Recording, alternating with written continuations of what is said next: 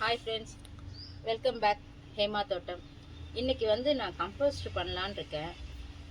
எனக்கு அவ்வளோவா தெரியாது, ஃபஸ்ட் டைம் நான் பண்ணுறேன். ஏதாவது தப்பாக இருந்தால் கமெண்ட் பண்ணுங்கள், நான் அதை எப்படின்னு சரி பண்ணிக்கிறேன். சரிங்களா? இதுக்கு என்ன வேணும் ஃபஸ்ட்டு அப்படின்னா, கோகோபீட் வந்து ஒரு லேயர் போட்டுருக்கேன். ஆல்ரெடி இதில் வந்து ஓல் போட்டு வச்சுருக்கேன். இந்த பாட்டில் வந்து ஓல் இருக்குது, ஒரு 5 ஓல் போட்டு வச்சுருக்கேன். சரிங்களா?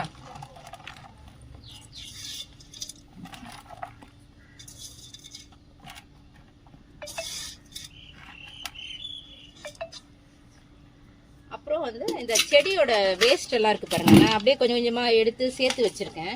அது எதுவுமே நான் கீழே போடாமல் சேர்த்து வச்சுருக்கேன். சரி, இது உரமாக யூஸ் பண்ணிக்கலாம் அப்படின்ட்டு இதை வந்து இது ஒரு லேயர் போடுறேன்.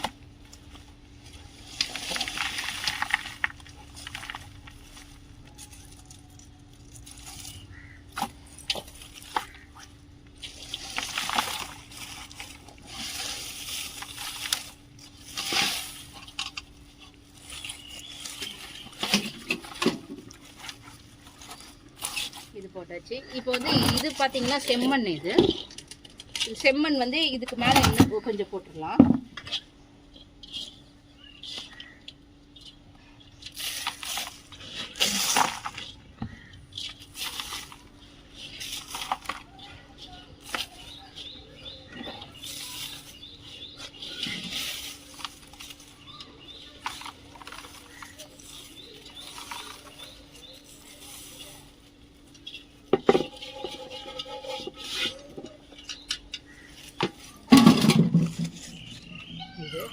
போட்டாச்சு.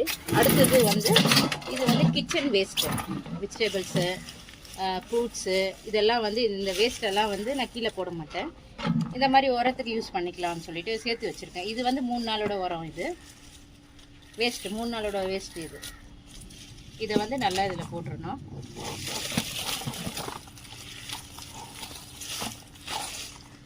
இதில் வந்து முட்டைத்தோல் கூட போட்டிருக்கேன்.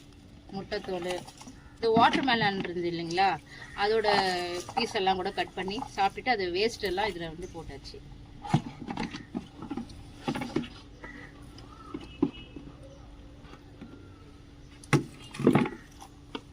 இதுக்கு மேலே வந்து ஒரு லேயர் வந்து மண் போட்டுருவேன். இப்போ கடைசி லேயர் மண்ணும் போட்டாச்சு. இது போட்டு மூடி வச்சிடணும். வந்து இதுக்கு வந்து புளிச்ச மோர் தெளித்து விடணும். தெளித்து விட்டுட்டு ஃபுல்லாக வந்து கிளறி விடணும். குச்சியில் ஒரு வாட்டி கிளறி விட்டுடணும். அது வந்து ஒரு 3-4 டைம் பண்ணணும். இந்த மாதிரி பண்ணிட்டோன்னா 45 நாளில் முடிஞ்ச பிறகு கம்போஸ்ட் நமக்கு ரெடி ஆகிடும். இந்த கம்போஸ்ட் ரெடி ஆகிட்டுனா நல்லா மண்புழுலாம் நிறைய வந்துடும் இதுக்குள்ளேயே. இதெல்லாம் வந்து எல்லா செடிக்கும் நம்ம கொடுக்கணும். கொடுத்தோன்னா நல்லா செடியெலாம் நல்லா போஷாக்கா. Okay friends, bye.